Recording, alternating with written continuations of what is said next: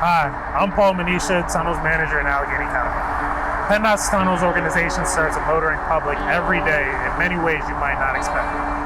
In the Pittsburgh region, the tunnels PennDOT maintains are Liberty, Squirrel Hill, Fort Pitt, and a much smaller Stowe Tunnel. The work our tunnels crew do every day makes traveling through Pittsburgh possible.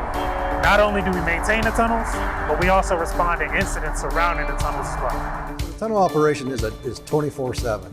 We're here every day and holidays. Besides making the road safe and towing vehicles to the side when there's accidents, we have to maintain the cleanliness of the tunnels. So we have a wash crew that comes out at night and they scrub the walls with a few different trucks. We also have a crew of 5 electricians that will take care of all electrical needs inside the tunnels for all our lighting, all our fan systems.